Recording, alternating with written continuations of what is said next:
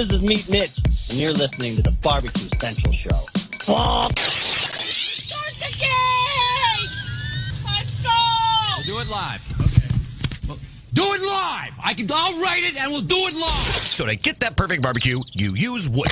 Are you sure it's safe? Whatever. We put the lighter fluid on, strike the match, and... Oh! Should we call the fire department? That might be a good idea.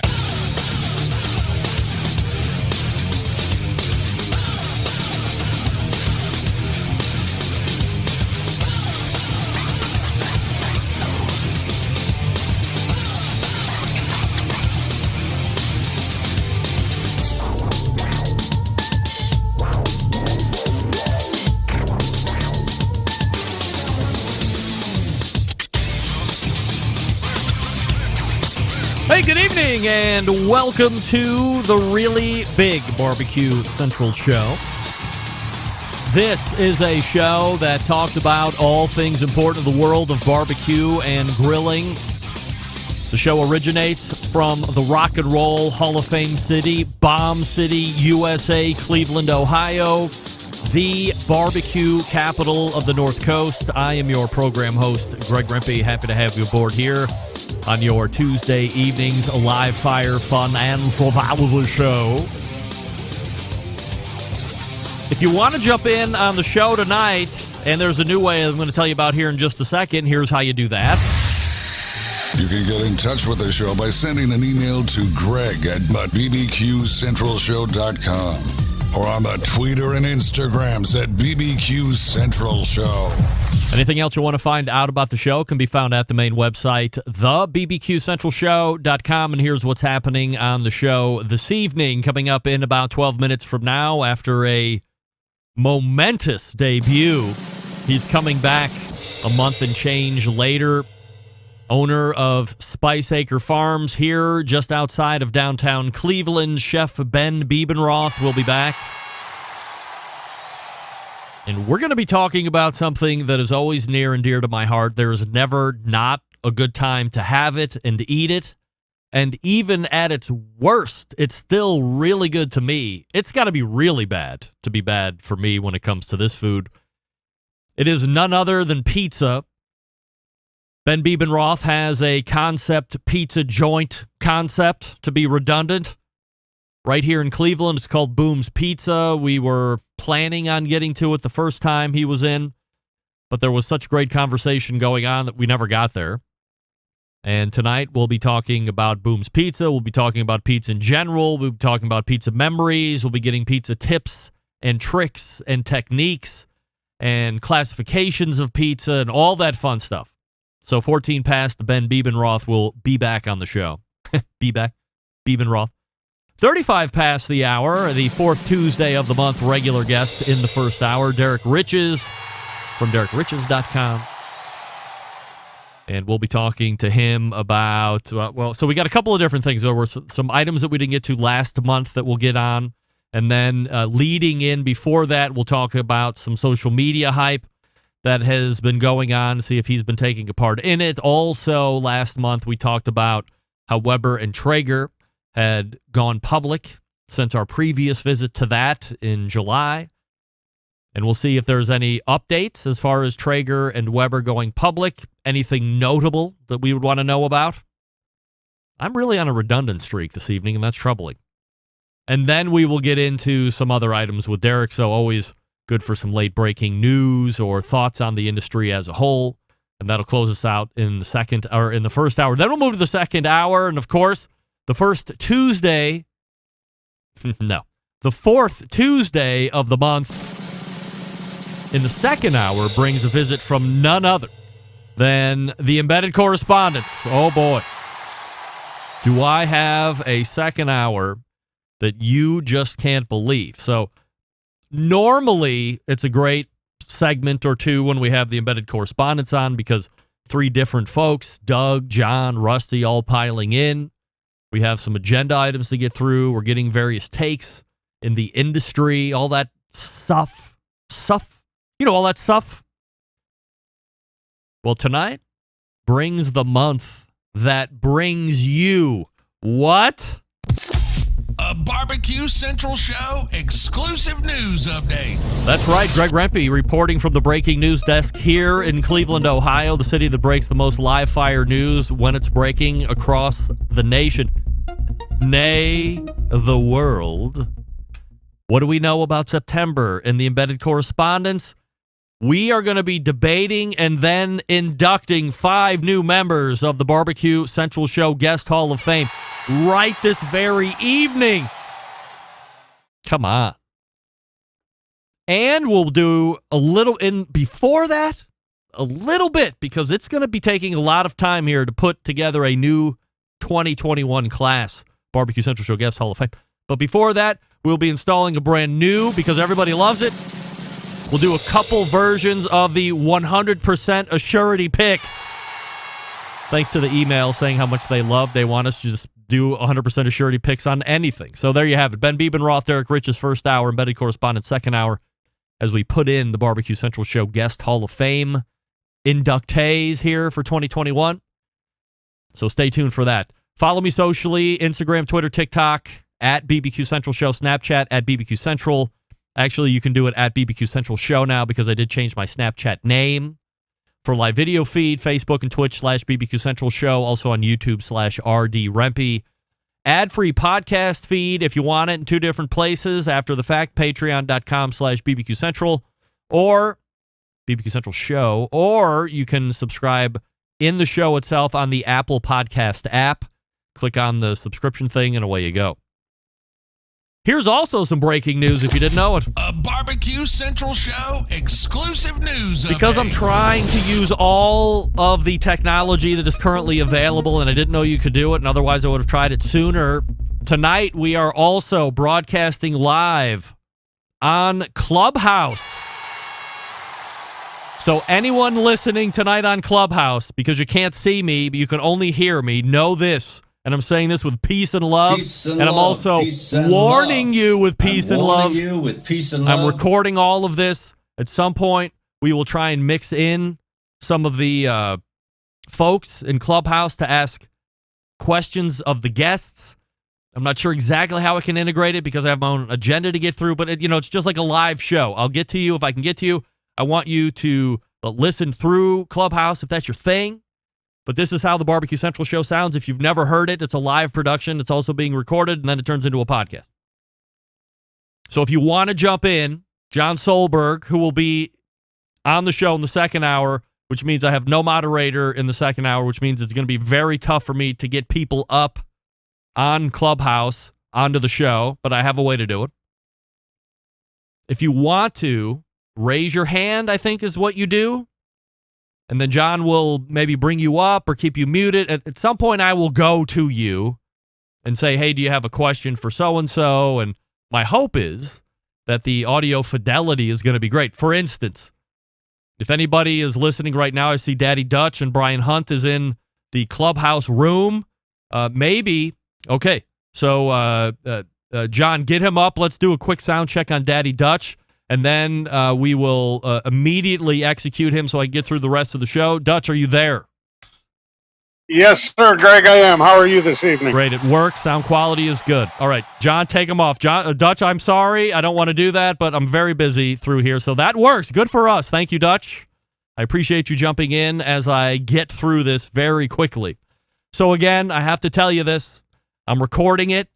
Dutch, you will be on podcast tomorrow. And you will hear it. And I know I have to warn everybody about that because Clubhouse typically doesn't record, but I'm using Club Deck, blah, blah, blah. So I'm recording. It's live. I'm recording you. I'm recording you. I'm recording you. And I'm also recording you. Now that we have that out of the way, I did get a small handful of emails last Tuesday and through the rest of this past week asking why I had the American Royal winner on the show last Tuesday. You remember him, Bill Hine from Triple H Barbecue. But not... Andrew, you are not the father. But not the American Royal Open winner. Good question. Fair question. Simple answer. I didn't ask him to be on the show. And that's that. I'm sure if you really want to hear the recap from the American Royal Open winner, he'll be on any of these other barbecue shows that roll out. You can take a listen to him on whatever show that might be. You can get the full recap, and it'll be great. But you're not going to get him on this show. And that's why you didn't hear the American Royal Open winner. You only heard the American Royal Invitational winner. Jack in Virginia writing, Greg, the segment with Stephanie Lewis last week was awesome. Getting some real insight on what these people look for when casting shows and how to go about doing your application was invaluable. Well, I was not really thinking about putting in an application. I think what she said during the segment changed my mind. Let us decide if it's too big for us or not, or too big for you or not, quote unquote. That really hit me, so I'm going to give it a try if I make it on the show. Can I be a guest to recap? Love the show. Regards, Jack. Jack, slow your roll. Let's not put the cart before the horse. Get on the show first. We can have further dialogue about if you are going to be on the show, my show, to talk about how you were on the other show, American Barbecue Showdown, for the second season. Deal, Jack? Deal? All right. Before we get to Ben, let me talk to you quickly about Primo Grills. What do we love about ceramic cookers? We love that they are fuel efficient. We love that they can achieve low and slow temperatures for traditional barbecue meats. We love that they can get rip-roaring hot for high-temperature grilling of steaks and other thinner cuts. But what's missing in the everyday ceramic cooker? The real ability to do true two-zone cooking. Two-zone cooking, very important to both the professional and backyard cook. It's the best way to manage a fire and cook with confidence. However, getting a two-zone fire in a round ceramic cooker, not very realistic. Why? Because it's round. Enter Primo Grill, the game-changing oval design you know all about. This shape gives you the ability to execute the two-zone setup that you desire, also gives you the other ceramic grill benefits. Really, when you break it down, you can cook on this thing 60 different ways to Sunday, and that's just not a saying. You're only limited by your culinary imagination. We all know that the lift hinge has been revamped. We all know that the Primo Grill rotisserie was hotly anticipated, and it is also out now. I talked with Nick Bauer, owner of Primo, just the other day. He said the pizza grill accessory is all done, except it's out at sea waiting to come into port. Don't even get me started on that. So it will be here soon. It's all done. You just can't get it. Let me fish it. Oh, I'm bringing it back. How about that? Here's the bottom line. The best ceramics in the biz, yes, patented technology. Of course, they're not ridiculous. True two-zone cooking capabilities, yes. Multiple sizes, of course. If you just have to have a round one, they have that as well. But really, please consider the oval design. That's what it's all about. PrimoGrill.com to find a dealer near you, or check them out on Facebook and Instagrams. Let's go get that Primo. PrimoGrill.com. Again, we are broadcasting on Clubhouse as well, and you're being recorded. And I'm going to try and mix you in. I don't see Chef Ben, so I might be mixing Clubhouse in very quickly. Stick around. We'll be right back. You're listening to the #1 most downloaded barbecue and grilling podcast anywhere. The Barbecue Central Show.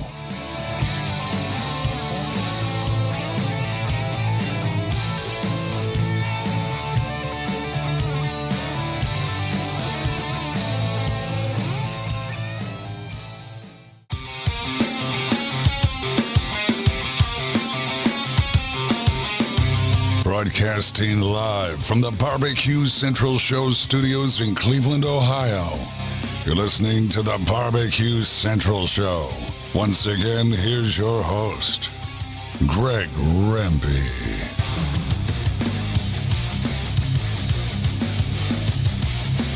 All right, welcome back. This portion of the show being brought to you by the Barbecue Guru, creators of automatic pit temperature control technology, sellers of ceramic cookers with built-in power draft fans and accessories to make your barbecue and grilling life easier. Visit bbqguru.com for more information, or call them at 800-288-GURU with questions. The Barbecue Guru continues to be a breakthrough in barbecue technology. Look who's joining us here this evening from the Windy City of Chicago. Bill Volpe, everybody.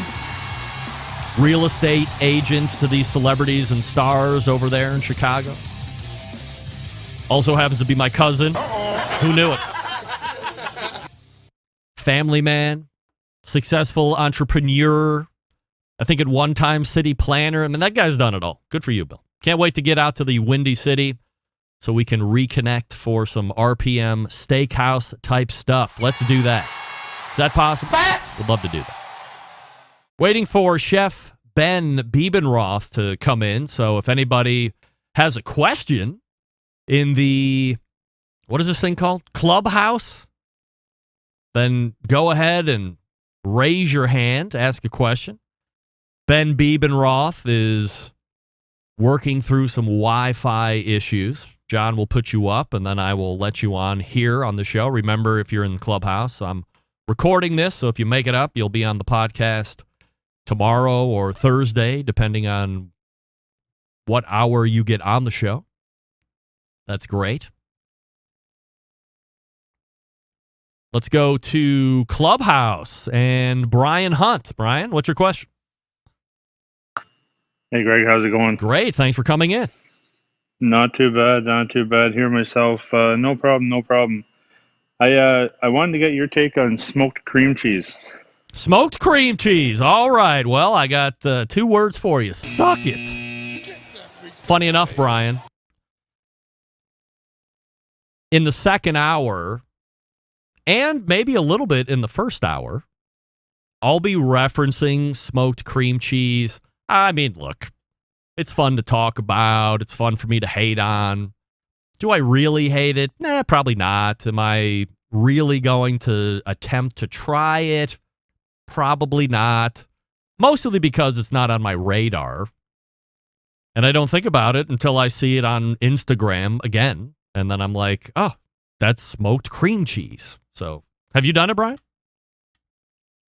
I have done it a couple of times now. Is it life-changing? Seems to be a hit. It's not life-changing, but you know what? It makes for a good, quick snack. And we've done it 2 ways, sweet and savory, and I don't even have a favorite in between the 2 of those categories. All right. Well, Brian, thank you for weighing in on the grilled cream cheese. So you are a 100% assurity on the smoked cream cheese, correct? I'm not hating on the smoked cream All cheese, right. and Good for I you. would suggest it to anyone who wants to try it. All right. Thank you for joining the fun Clubhouse as we wait for Chef Ben Bebenroth to join us, which should be any moment, according to him. Now, this, of course, really tightens up the interview portion of the show because we've burned through 4 or 5 minutes here. I appreciate Brian coming in.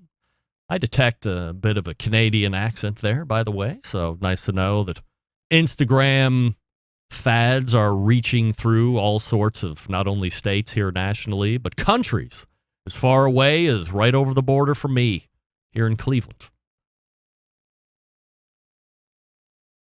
Now, my first guest tonight made a tremendous debut as we talked about his farm located just outside of the downtown Cleveland area, doing some really nice high-end catering, also providing some very unique food experiences in their barn, which has been converted into a very nice dining room. Tonight we're talking about one of my favorite topics and also one of my favorite things to eat, pizza. Let's not waste any more time, for crying out loud. Let's race to the hotline and welcome back to the show, Ben Bebenroth. Hey, Ben. Hey, man. How are you?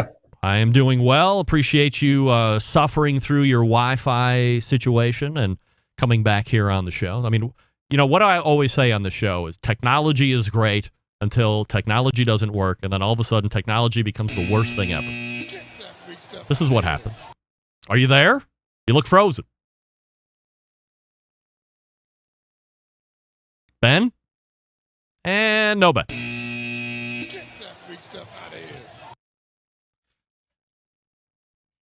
Oh, boy. This is turning into a doozy. I might have to go back to first takes. That rarely happens. Yeah, he's frozen. I'm just going to leave him up there so I can visually see him. I ducked his audio. In the meantime, if anybody else wants to jump in, You can do it on something called Clubhouse. Austin Parsons saying Ben is asleep. Believe me, he is anything but asleep. Dan weighing in. Cleveland, the barbecue capital of the Corn Coast. All right. Like that. Corn Coast. That's not the worst fun I've ever heard made of the Rock and Roll Hall of Fame city. That's for sure. As we wait for Ben to come back in, or at least make an attempt to talk about Boom's Pizza, we'll get a little more listener feedback. Jack in Ohio regarding Meathead's last appearance from a couple weeks ago. Greg, thank you for the great segment and talk about the stall with Meathead. As someone who is just getting into barbecue, I found the material to be very helpful. Admittedly, I was a bit frustrated when this happened to me recently, and now I know what to expect next time. I have also an alternative way to cook my butt if I don't want to waste getting through the stall in normal fashion. Thank you to Meathead. Regards, Jack in Ohio. Thank you, Jack. I see him moving, so we'll go ahead and race back. Ben, you there? Dude, can you believe it? I mean, 13 years of live internet show, you're damn right I can believe it. Also, nothing ever surprises me, so I appreciate you struggling through it here as we go through. Let's see what we can fit in here over the next 12 minutes, and I assume I'm going to have to beg you to come back and do yet another segment on the show at some point down the road. It's all part of my master strategy. Good job, and it's executed brilliantly, I might add. You know, before we talk about Boom's Pizza and what you're into with that whole deal, tell us a love story, if you will, that involves pie and Ben and when you fell in love with pizza. And do you have a specific pizza memory that stands out? I know when folks eat their best steak ever or their best burger ever, it harkens them back to that place and that time. Do you have a specific pizza memory in that regard? Well, I mean, I threw a lot of pies when I was a kid.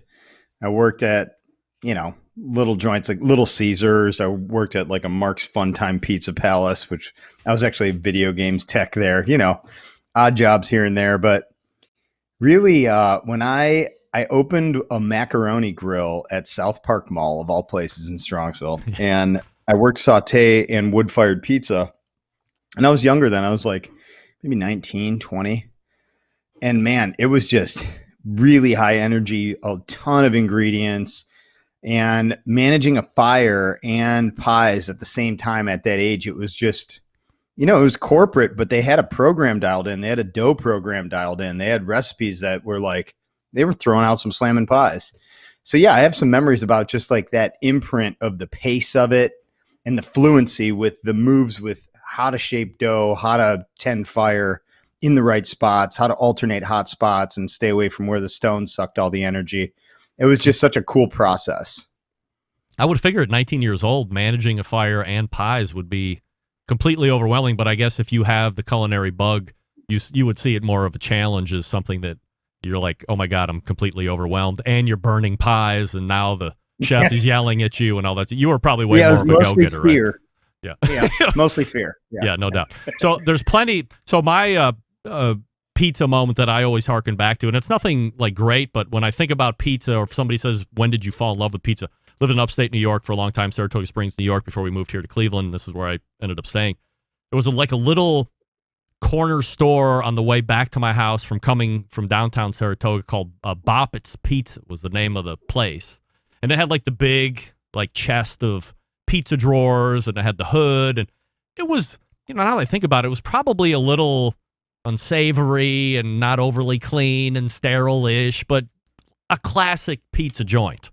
And that's where I go back to every single time, Boppett's Pizza in New York, in Saratoga Springs in New York. And look, there's plenty of different styles that are going on right now. Growing up, to me, it was a lot of pan style, maybe a little thinner, but nothing crazy. And now we have Neapolitan pies that are very popular at this point, whether you're in restaurants or even at home. There's deep dish, debatable if it's pizza or not. Detroit style is coming on hard. There's grilled pizza that's becoming more and more popular with doughs being specifically made for the grill. Do you have a favorite style of pizza? Yeah, I mean, well, we've been doing a lot of grilled pizza for a long time out in the field, obviously. And my partner Steve Baker and I at the Spice Field Kitchen, we do a grilled pizza class as part of our fundraising and with kids out, in the classrooms. It's a super fun summertime activity, and it's a totally different dough, man. Way, way, way lower hydration. Almost like a tavern style, Chicago style, like cracker crust sort of a dough. We're actually rolling it out and grilling it, cooling it, then topping it and throwing it back on to get that real crisp crust, But yeah, what we're doing at Boom's totally different. Totally different. So let's talk about that. How does the whole concept or genesis of Boom's Pizza come to be? Are you having a conversation with somebody about your love of pizza and it's kismet with whoever you're talking to, or is it something a little bit more strategic? Oh, way more strategic. It's the realities of labor and available ingredient. There's a lot of supply chain issues in food right now, a lot of labor issues in food right now. And we look for what's a vessel that we could stay true to our local roots, our sustainable ag roots. What's a vessel that we could depend on? And it's pizza crust. I mean, people love it. It's predictable. Once you get your crust dialed in your dough program, pretty much put anything on there as long as you're not topping it too heavy and you're good to go. So yeah, it makes sense from a business perspective, and it's where a lot of the market is going. So, kind of sell what sells, man. It's almost 10% of all restaurant purchases in the country are pizza. So you want to sell some food, sell it on a pizza crust. So is it just you, or do you have some other partners or investors or somebody else involved? Yeah. Yeah, it's myself and Jonathan Bennett and, the culinary team down at Spice headquarters. So we're still holding down the catering, holding down the Keep the Change Kitchen Collective, our ghost kitchen, and then really leaning into Booms. We're working on the lease for store 1 right now.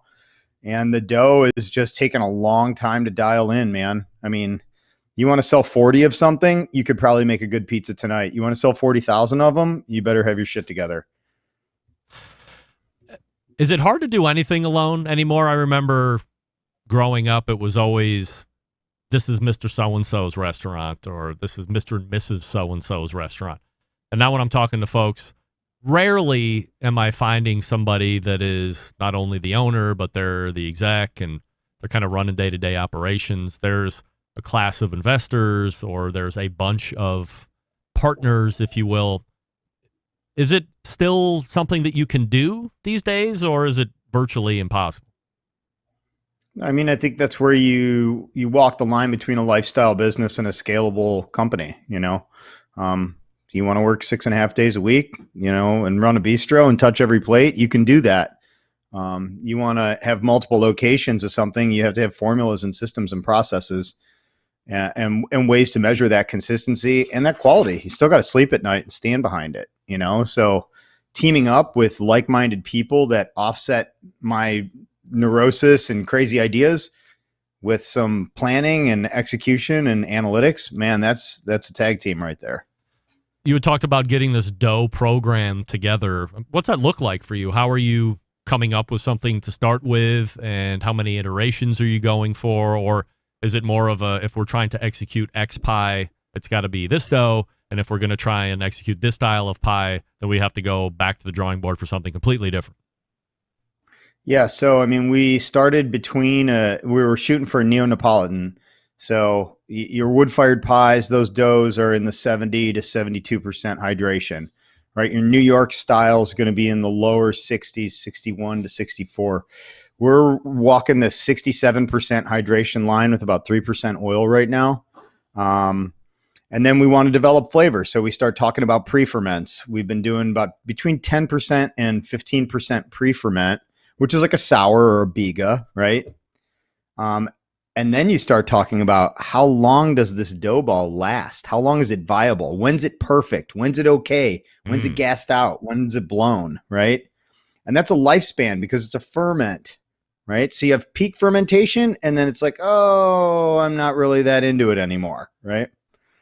So this is like the science of 4 ingredients, Greg. I mean, kind of like meat, salt, black pepper, and then smoke, right? It's like, It's infinite almost. Are you actively just stacking up balls just to see them and track their greatness to demise, just to see how that works? And are you consulting at all with who I would consider to be a fermenting guru and Jeremy Umansky, also locally here in Cleveland from Larder? I'm not actually. It's kind of funny. Jeremy and I, we see each other quite often, and they're just two totally separate games. And depending on the oven you've got, I mean, once you start going down the dough ball rabbit hole, there's not much that can save you. I didn't even know there was a dough ball rabbit hole. I mean, that's how naive I am, I guess. It's vast, yeah. Right now we're working with a dough that's lasting right now really nice for 2.5, 3 days. It takes about 2 days to ripen. So we're making 40 dough balls on Tuesday with a pre-ferment of about 10%. That's getting used on Friday. And then we're throwing a few pies on Saturday just to mess with it. Throwing a few pies even Monday when we come back from a Sunday off. Like, oh, how's it holding up in the cooler, And that's the game right now. We really haven't even started messing with toppings too much. Although I will say we did a barbecue brisket pizza 2 weeks ago that beat the hell out of our Hawaiian pizza competition all day long. So, okay, well, I can't believe I'm going to ask you this as we have about 2.5 minutes left. By the way, I'm trying to incorporate this new technology that I found out about. If anybody's in Clubhouse right now and they have a pizza-related question, I have the expert. So get through John first. Then I'll bring you up before time elapses. You mentioned Hawaiian pizza. Now, as I had mentioned in the show open, which you probably didn't get to hear because you were fighting with Wi-Fi, I love all pizza. Any pizza, anytime, even the worst pizza, to me, is pretty good pizza. Levels of awesomeness for sure. Are you a pineapple on pizza guy? I'm full on, dude. Thank God. Thank God there's two of us out there. And whoever you're partnering with, I'm sure, had input on the thing. I've never seen. He's anti. He's an anti-pineapple-lite on pizza? He is absolutely anti, yeah. That was half the fun of the pineapple pizza. Here they come in the instant chat. No pineapple. Pineapple, no way. Oh, yeah, it's sacrilege. 2 fruits. What are you talking about? Who would put fruit on a pizza? Why? Right? Like tomato sauce. Why would you do that? Why is pineapple the bastard of pizza? I've never seen such a division. I mean, it's almost like telling somebody you boiled ribs. I mean, it's that divisive, but I can't, and it's delicious. I love pineapple all the way. I'll just drink the juice. I'll eat it and drink the juice. On pizza, it seems to be pretty good, especially when it's interacting with that tomato sauce. So I love it. What are your thoughts on why it's so divisive?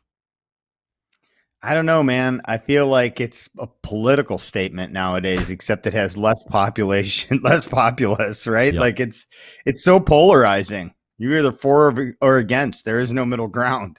No doubt about it. So tell us about Booms, like when it's open and what I can expect from a menu kind of a thing, and then I'll let you run.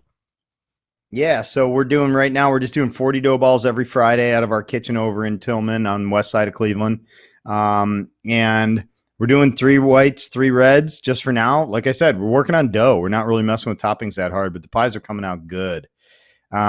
Hopefully we'll be open between February and May, I would say is the goal. So we got to get this deal inked on this lease, and then near West Side, here we come.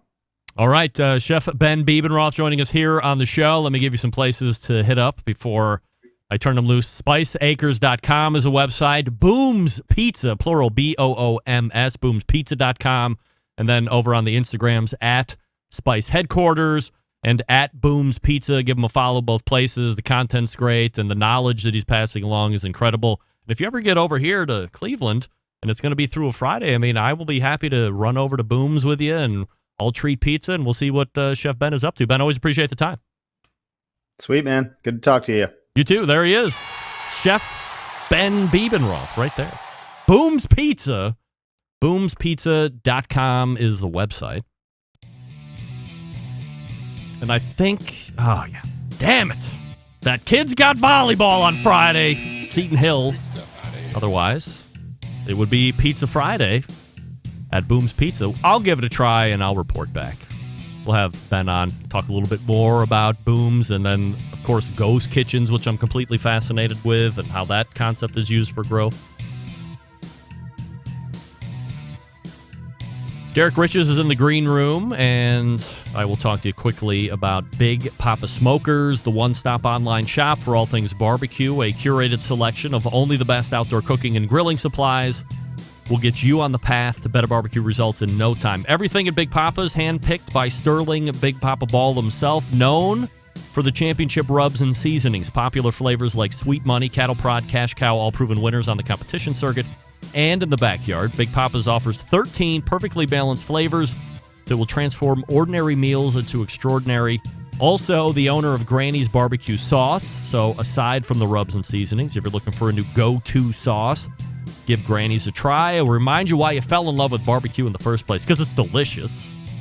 Good as a base sauce, good all by itself. Aside from the rubs and sauces, they're selling cookers, American-made, that's right. Check out the Mac 2-Star General Pellet Cooker if you're looking for a versatile smoker that's easy to use. Exclusive Mac dealer is Big Papa Smokers on the internet. Not a fan of pellet smokers? All right. Take a look at that Old Hickory Ace BP, the only charcoal smoker that Big Papa trusts on his competition trailer. If you're not sure of what grill you need, call them, 877-828-0727. Ask questions. They will point you in the right direction, and away you go. Shop the website, bigpapasmokers.com. That's BIGPOPPA Smokers. BigPapaSmokers.com. We are back with Derrick Riches right after this. Stick around. You're listening to the #1 most downloaded barbecue and grilling podcast anywhere. The Barbecue Central Show.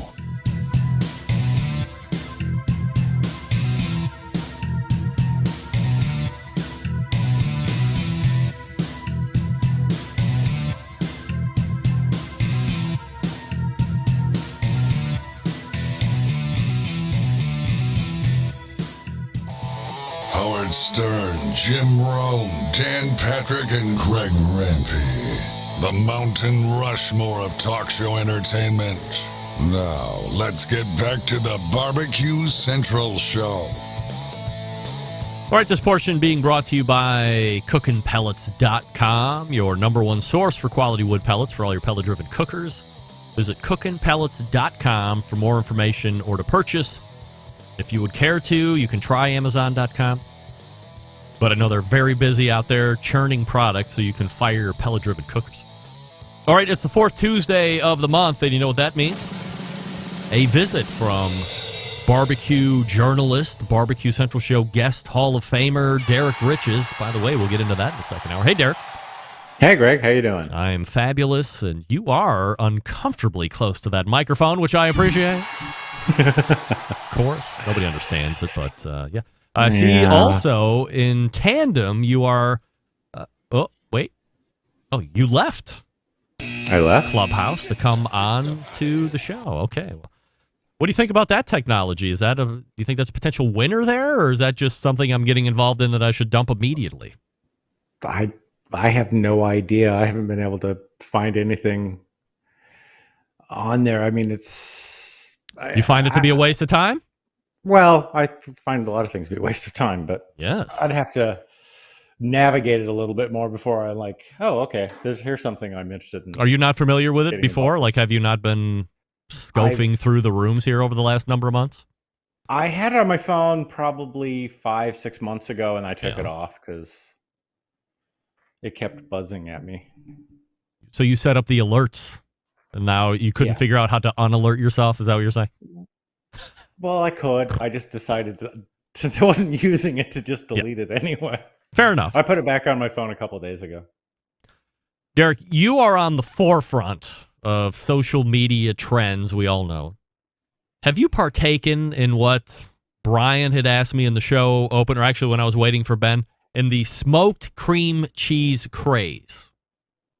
I have had the smoked cream cheese. Yeah. Like recently during this whole revolution of smoked cream cheese? I did it about a month or two ago. I mean, I've done it several times over, I don't know, several decade or so. Really? Yeah. I mean, it's not terribly new. It just took off like crazy, mass hysteria, I guess, recently. Yeah, I mean, to me, it's good. It's fine. I got nothing against it. I know there's a lot of people like, oh, I think it's just because it became so popular. Everyone's like, oh, this is a bad thing. But you want to put together an appy for a get together for like $4. There you go. It's quick, it's easy, and it's cheap. So that fits into kind of the barbecue world as far as I'm concerned. A lot of wheelhouses met there. Also, if your friends or foodies as they're coming over, they certainly would recognize that you've gone out of your way to produce one of the social media hot buttons of the day if they're coming over for a football game of any sort or whatever they're coming over for. Anyway, last month we talked about Weber and Traeger both going public. Mm-hmm. Is there anything from last month to this month that's changed that's worth mentioning? Both companies issued second quarter earnings statements. Weber made a little bit of money. Traeger lost some money. Traeger lost money largely because they spent, I think, in the neighborhood of $40 million in marketing right before the IPO happened, which they probably won't do again. But both stocks have been flat since they went public. There's, despite the hype, there's not a lot going on there, really. Are you surprised that things have flattened out, or was this pretty much what was going to be happening? I'm not terribly surprised. I wasn't. I thought there was an attempt to push a lot of hype, particularly on the Traeger side. I mean, Traeger people were kind of quietly going behind the scenes and saying that, trying to make a Traeger Peloton comparison. They keep bringing it up, and it's like, well, Peloton is a market caps out at what, $20 billion. I mean, it's ridiculously overpriced. But to me, investments is just, it's stupid. There's a lot of dumb behind it. But yeah, I'm not terribly surprised. I think that the investors don't know what to really do with it or make of it, and neither company has really put forth anything that's that impressive. We're getting $15.55 at close today. What am I on? MSN is listing it as a buy for Weber at this point, and then Traeger is closed at $22.56 a share. That's also being rated as a buy. And then 4 out of 5 are saying strong buy. So if you have cash, get into it, right? There's a lot of buzz behind them. There was an article out last week about Weber. This is the lowest it will get. Now is the ground floor, buy. And it dropped a point the next day. So I do think that more savvy investors are thinking that both companies are trying to capitalize on a COVID bump, and that next year may not look very good. And so they don't want to get stuck in that. I mean, we sold a lot of grills in the last year and a half. So how much more space is there? As well as the fact that there's a lot of cargo ships out in the Pacific right now. And I'm assuming that there are Traeger and Weber products on those cargo ships. There's a lot of stuff on those cargo ships that I need that have nothing to do with barbecue and grilling. You can believe that. Yeah. No doubt. Yeah, it's gone insane. And so I think that from that standpoint, there's a little trepidation in jumping into a manufacturer that's so heavily dependent on imports. Derrick Riches is joining us here on the show. DerrickRiches.com is his website. If you are listening in through Clubhouse, which I'm recording, you can raise your hand. John will bring you up on stage. You can ask Derrick a question about the live fire industry that I'm sure he would be able to at least give you his opinion on, if not know the exact answer to. So as we wait to see if that actually happens, there's also the continuing Traeger and Green Mountain Grill lawsuit. Any movement on that? We were supposed to have a court date in September. Yes. No court date has been set. I thought we were supposed to have a resolution in September. No, we were supposed to go to trial. Oh, dear. In September. And no court date has been set. The case is still on the Nevada dockets. So there's really nothing happening there. I think the Traeger wants to kind of keep it a little bit quiet because they don't want any negative PR at this point, but yeah, we'll have to see how that goes, because I think there's just been some continuances thrown in there that's just going to keep this dragging on. There's an outside shot, maybe better than outside shot, that I'm going to get Jeremy Andrus on the show at some point this year-ish. Would you recommend me asking him about the lawsuit and why they went down GMG's throat instead of Pit Boss or basically any other pellet cooker company that has a Wi-Fi app or a Wi-Fi capability and app controller on it? You could ask. Would you encourage that?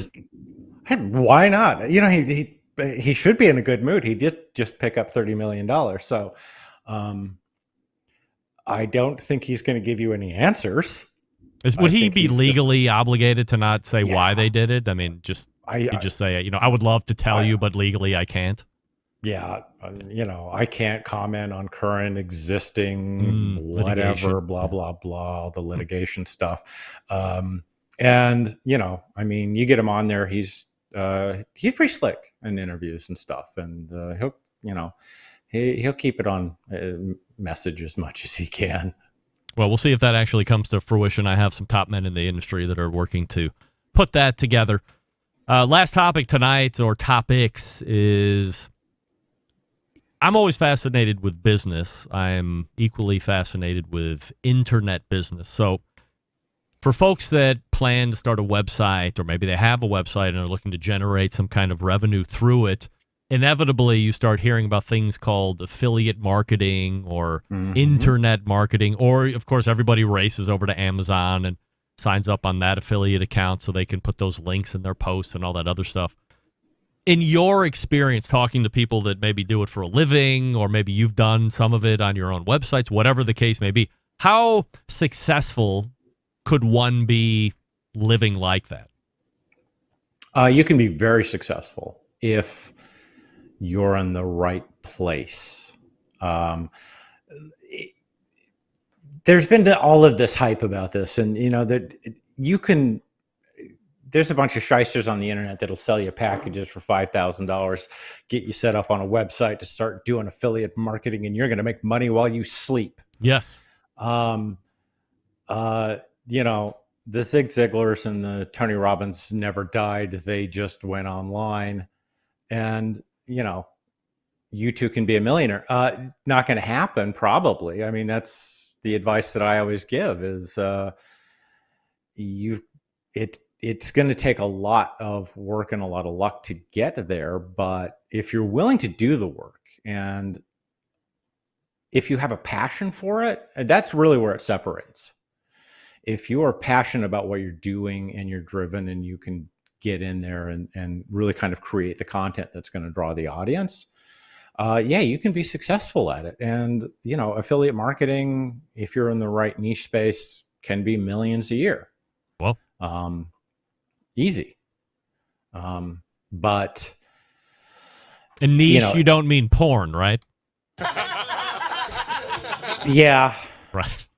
I really haven't spec'd porn for income potential. I don't think I do well. I mean, it seems to still be free on the internet from what I've been told. Well, yeah. You can Who look knows? into that if you want. Who knows? But, you know, as far as, you know, by niche, what I mean is just if you try to go too big of a topic, if you try to go too broad, then you get bogged down in all of that, and you're going up against major media players who are also doing the exact same thing. Because, I mean, the New York Times does affiliate marketing. Every major media company out there capitalizes on this because at the very least, it's a way of picking up some extra cash. You know, and it depends on, you know, on what kind of products you're looking at, what kind of stuff you're going to be selling. But you've got to look at it from the standpoint of this is it's a complex mixture of things. If you're going to do business online, you have to go at it from multiple strategies, and you've got to look at multiple ways of kind of generating revenue. I think there is a part that no one really seems to mention, and that would be, for instance, Google changes how it decides it's going to rank sites, which evidently it does maybe a couple times a year or at least a few times every few years. So maybe you were once or twice on the top page, and then all of a sudden Google has decided to change whatever their metric is, and now you're at the 8th return or the 10th return or below the scroll or whatever the hell they call it. Right. Likewise, Amazon decides to go from one commission percentage to a lower one, and they only give you a week's notice and letting you know that they're going to be cutting that, which I've heard from somebody very reliable that it's happened to them. So these things tied together, let's say Amazon and Google decide to do the old one too. Not fortuitous for you, but that can be pretty devastating to a company that's making their money like that. Well, yeah, and if you happen to have a combination of events happening simultaneously, then you can go down 90% in a day. The Google search algorithm is one of the most horrible, awful, complex things in the world. It's, people have speculated the damn thing is intelligent. I argue it's about as stupid as you can get. It's a fucked up piece of work, and I'm angry with it because it has screwed me over on so many occasions in the last 20 years. That algorithm is modified on average twice a day. Oh, okay. There are major algorithmic changes 3 to 4 times a year. They used to kind of announce that they were going to happen, and it got so ugly. At one point, somebody actually went armed into Googleplex in San Francisco. So they try to really kind of make it a lot quieter at this point because they can devastate a business because they decide that this tiny little fraction of this is going to get moved over to here, and your website goes from number 1 in 100 different keywords to nothing overnight. And good business practice would say, regardless of how much it's going to jack you, there should be some kind of warning sign coming down through email or general notice or hidden on their blog or something that says, hey, we're just rolling out these changes. Nothing you can do about it, but just be forewarned. It seems otherwise like of course, somebody's going to be coming to the Googleplex pissed off, looking to take vengeance because all their money has gone away literally overnight. The algorithm has been in operation for nearly 20 years. It has been continuously modified. I am of the opinion, and I've known people that have come out of Google or gone into Google or whatever, and just in conversations, I don't think they understand 100% how it works at this point. I think there's so much code in this thing that they're not sure. They have literally admitted at times that they've made they've tinkered around with a little bit and things have gone completely haywire, and so they've undone it. But, when you're talking about good business practice, you have to look at Google like a hurricane. You can't predict it. You can get an idea that it's out there, but you can't say for certain that it's going to be your house that gets blown away. It is a force of nature in the online world. And when you consider that they're also YouTube, and YouTube has its own algorithm. So if you are a YouTuber, if you're doing all of that stuff, you have to deal with the YouTube algorithm, which is its own thing. And Facebook operates by an algorithm. So does Instagram. So Everybody does does, TikTok. Right. So does the Everybody BBQ has Central these. Right. I'm sure you have complex algorithms running right now. That's right. But that is the price of doing business. It's like, you set up a restaurant on Main Street and you've got a great location and you're doing great. And the city comes along and says, you know what, we're going to tear up Main Street for 6 months and nobody's going to park in front of your joint there. So that's kind of part of the deal. And, as far as the affiliate stuff goes, and I just like to, the newbies in this sort of stuff will bitch and moan. The people who've been at it for a long time will go, yeah, this just happens. We live in a floodplain. That's basically the way you have to look at it. Right. As far as the Amazon change in its compensation rates, I mean, you used to be able to pull 7% on Amazon on some items, particularly big ticket items and stuff like that. That was great. You're literally going, hey, here's the thing. I'm putting a link to it and somebody buys it. I'm getting 7% of that. Yeah, that was great. Them cutting it to between, ranging anywhere from 1% to 3% sucked for a lot of people. I know that. I'm in groups where people who do this sort of business still hang out, and they were furious. But I just point out, Walmart's a 1%. Right. So, you sell a pair of socks on Walmart.com, you got 3 cents headed your way. Oh, and they'll only pay it like a maximum cap out of $50. So you've got to earn that much money before they'll allow you to send you a check. And then they charge you to send you a check. So you have to do direct deposit. Internet marketing, all right here on the Barbecue Central show. We're talking with Derrick Riches. He's the fourth Tuesday of the month. Regular guest. Anything you wanted to finish up with before I turn you loose there?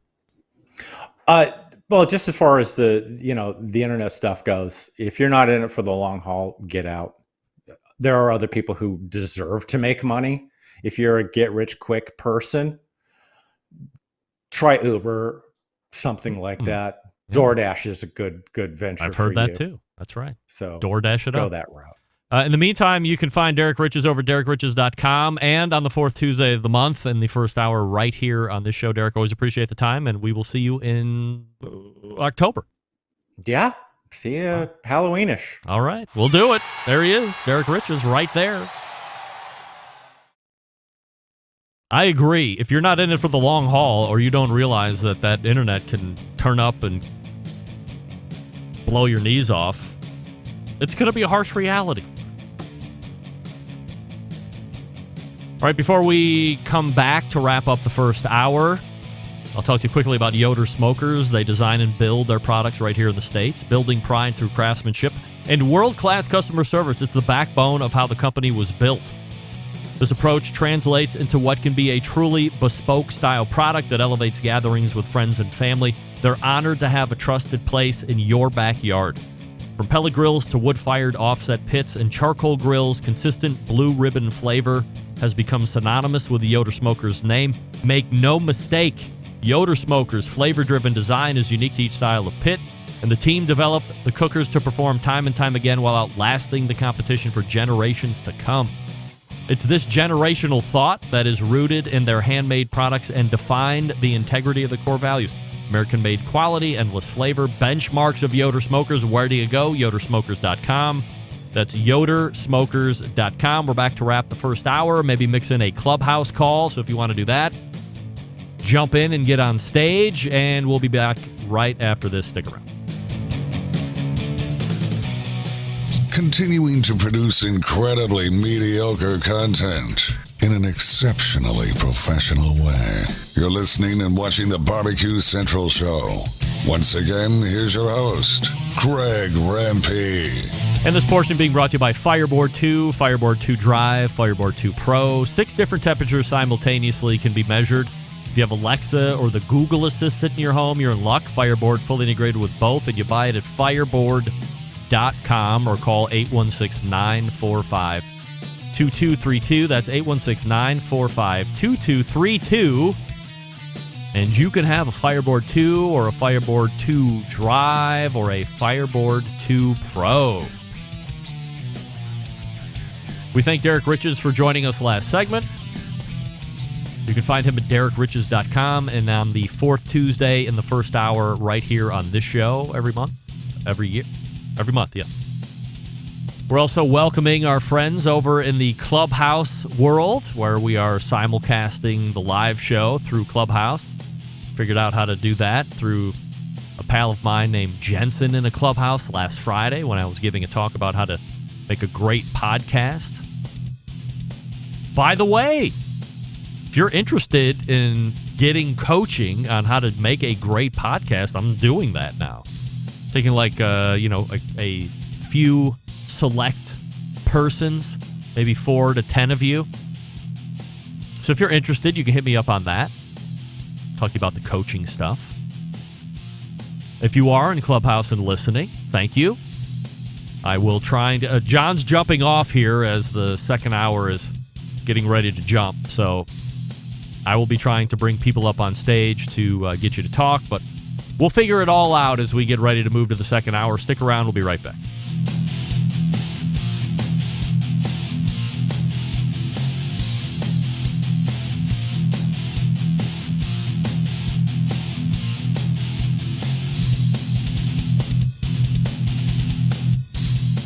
Hi, this is Gene Acasella from Port St. John, Florida, and you're listening to the Really Big Barbecue Central Show.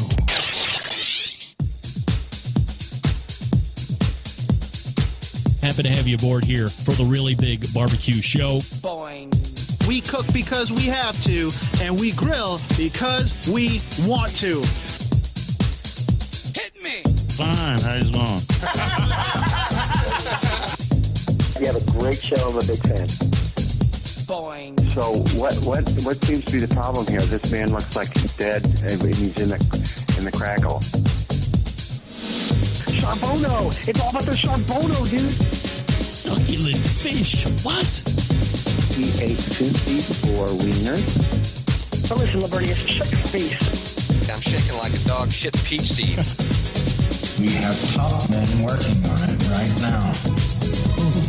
Top men. And just like that, we are into the second hour. Welcome in. It's the Barbecue Central Show.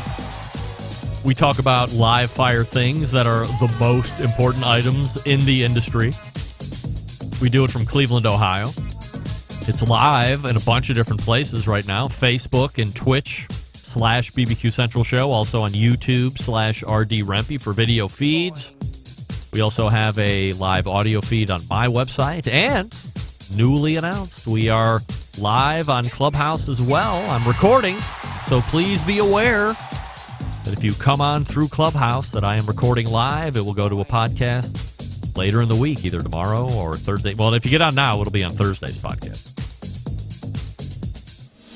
Socially, otherwise, at BBQ Central Show on Instagram, Twitter, and TikTok, and Snapchat. You got that corrected. Still to come on this show this evening, the ever-popular Embedded Correspondent segment, where not only will we start out by giving you the 100% assurity picks that everybody's loving and wanting us to do more and more of as we do the monthly segments with the Embedded Correspondents, but September is a very special month to this show because much like in the beginning part of the year when the Barbecue Hall of Fame had their Hall of Fame inductions and name releases, and it was all scattered out over a 3-week period with exclusive announcements done right here on this show, except when they were announcing the actual Hall of Famers, and semi-famous Dave Anderson blew it all. He couldn't keep his fat yapper shut, and he just let it all out right 15 minutes before we went live and announced the Hall of Fame, which everybody knew at that point.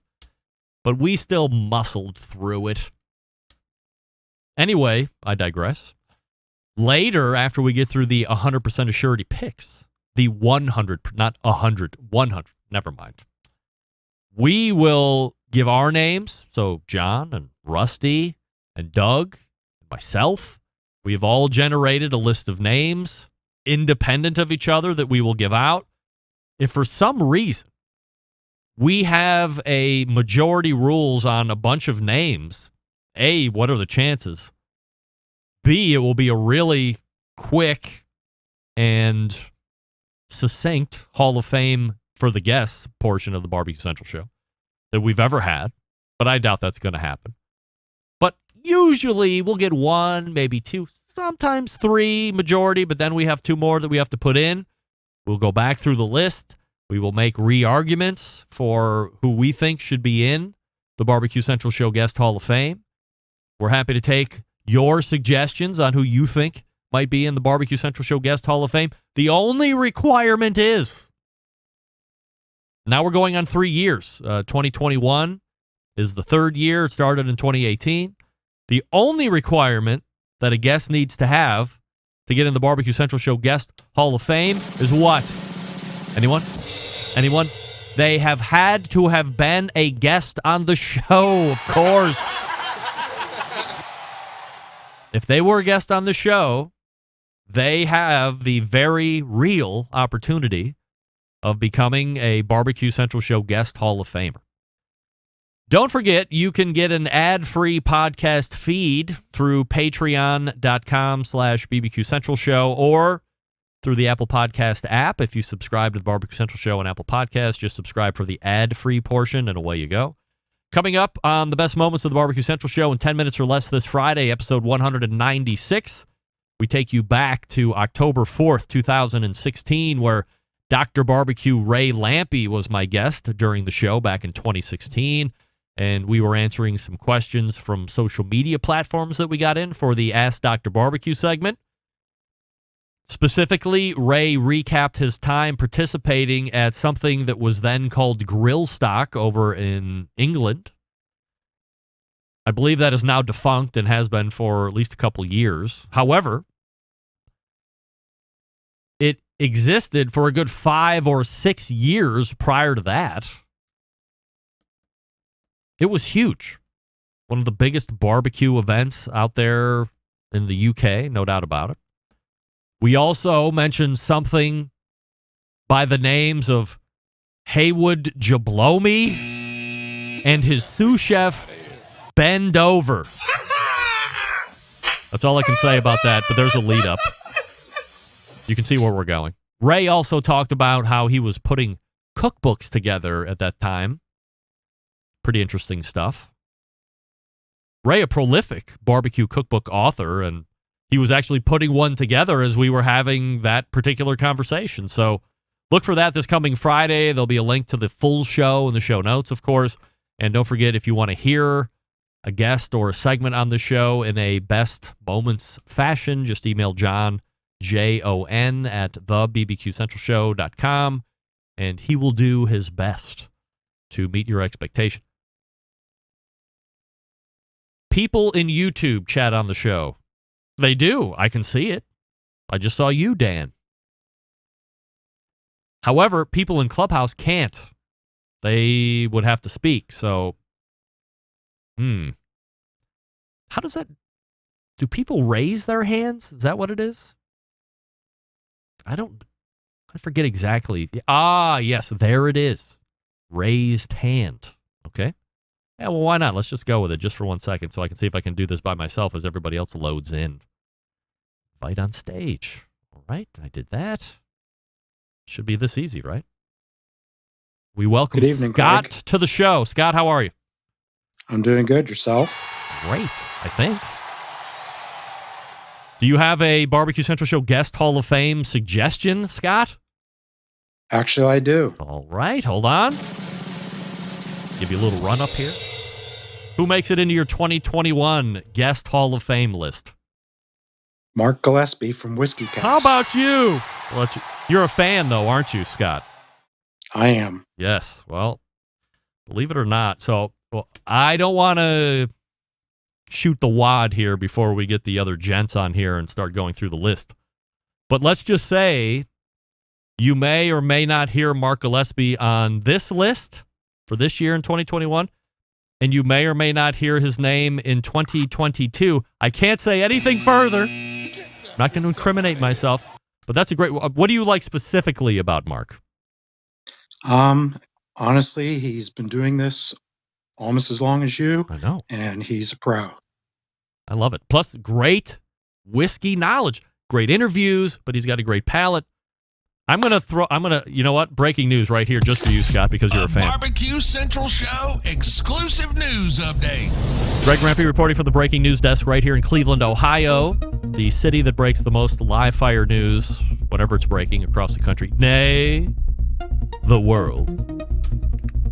I was contacted by somebody at this place called Peg Leg Porker. Kerry Bringle was on the show a couple weeks ago. We were talking about his barbecue place, but also he has released a few different expressions of bourbon through the Peg Leg Porker line. Somebody from there asked if they could send me a sample. I said, how about you send me a sample and you send my pal Mark a sample? I'll have him back on the show, and we would do a live whiskey tasting right here on this show. What do you think? I think that's great. Couldn't be better. Now, in my instance, I would be taking a sip, whirling it around the old pie hole, and then doing the Gary Vaynerchuk spitting it out in the bucket because, one of us, Scott, doesn't drink anymore.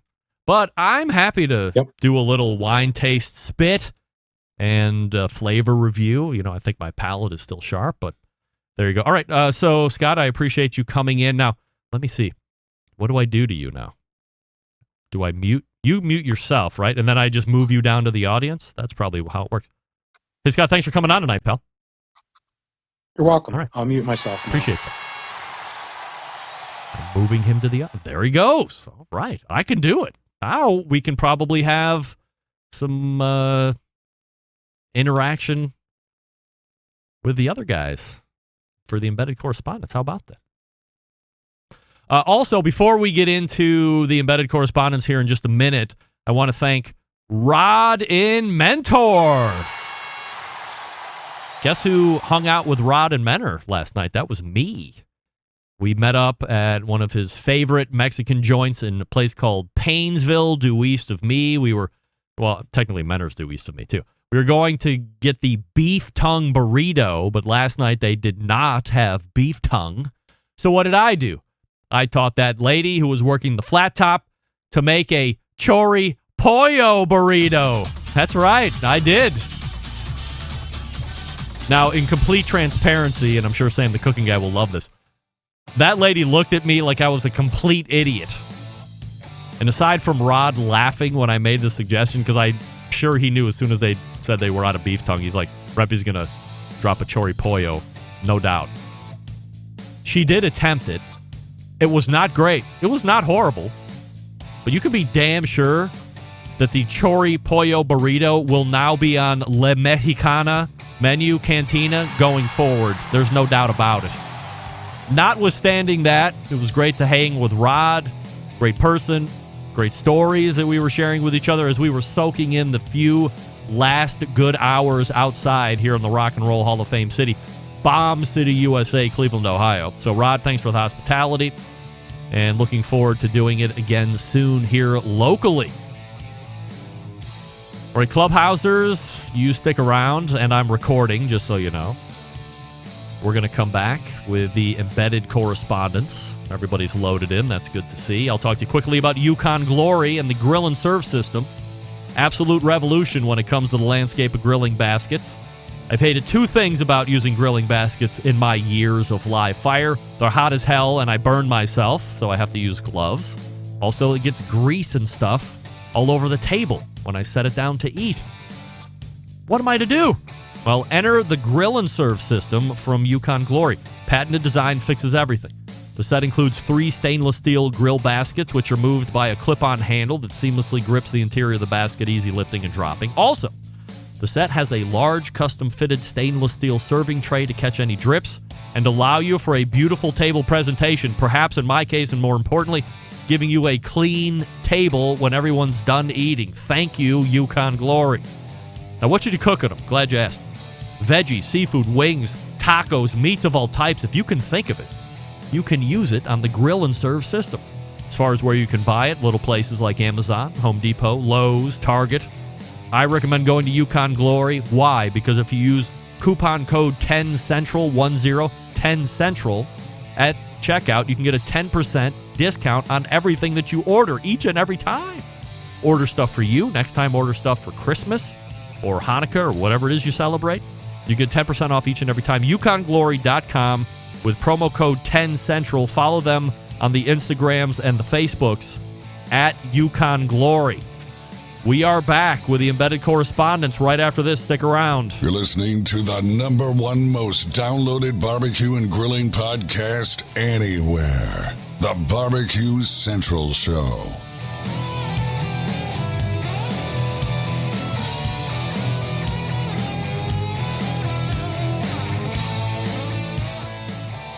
Howard Stern, Jim Rome, Dan Patrick, and Greg Rempe. The Mountain Rushmore of talk show entertainment. Now, let's get back to the BBQ Central Show. And welcome back. This portion of the show being brought to you by Pit Barrel Cooker, the most unbelievable outdoor cooking device on the planet, currently available in 3 sizes. A junior, the flagship size, and of course the PBX, which just came out a little earlier this year. Whether you're a beginner or professional, definitely a cooker you want to add to the arsenal. Visit pitbarrelcooker.com and tell them the Barbecue Central Show sent you. Austin Parsons weighing in on the Carrie Bringle situation. I sent the wrong one, of course, which says, work out bourbon samples for all the Centralites and you'd be a real hero, Greg. No doubt about it. I don't think that's happening. It's probably going to be a effort enough to get myself one and then Mark Gillespie one. But I think that would be pretty neat for me to have the whiskey expert on this show evaluating whiskey or bourbon, for instance. So that would be very exciting. We'll see how that happens. Hey, it's the second hour, and it's the 4th Tuesday of the month. And you know what that means, everybody? It's the Embedded Correspondence. And here they are, and no Doug. Why? Why is this? Hold on. I'm going to figure this out right now. Doug, stand pat. Don't worry. Don't worry. I can see myself. I know. I can see you, but I can't see you. You can see yourself? Yeah. Not in the quad, you can't see yourself. No, not in the quad, but yeah, in the video. Right, let's go to setup. Let's go to box 4. Your guest what? No, Christ. Put the picture of the guy asleep. That'd be fine. Box 4. And your guest 1, right? Yeah. Oh, hey, there we go. We did it. Bingo. It only takes a little bit of patience and effort, and away we go. All right, guys. So this is a big month for us. Every year we talk about and then induct a whatever year it is Barbecue Central Show Guest Hall of Fame class. 2018, we rolled it out. We did it again the year after that. We did it again last year. We're going to do it again this year. 5 people will be getting into the Barbecue Central Show Guest Hall of Fame. It's very exciting. I'm sure everybody was diligently and feverishly working through their list of 5 to choose from and argue for. And we will get into that here in a second. But let's go ahead and lead off with a few 100% assurity picks, which everybody's loving, by the way. Also, for anybody listening through instant chat, or we can try and work in some of this Clubhouse stuff. I know I'm trying to crowbar some of this in, but I'm just trying to see if I can work it or not. Please feel free to raise your hand, and you can give us the assurity pick that you think. Let's start here. And this is, so I'm doing the assurity pick on this topic first, and then we will reserve this for next month. We'll actually be able to dig into it much, much further. Rusty and Doug, John will probably be able to talk on this a lot more expertly than I will. I can talk on it just from a marketing level and from a what I think level, but nevertheless, long way to go to get to here. 100% yes or 100% no. The KCBS new steak competition will be a 100% success. Or a 100... Wait, let me do it like this. Sorry. Let me try again. 100% assurity pick. The new KCBS steak competition will be a 100% success. Rusty, 100% yes or 100% no to that? First of all, I'm in a different spot on the quad. I feel like I have raised a rank like over maybe Doug, and I want to apologize to Doug for being the cooler embedded correspondent. It's all good.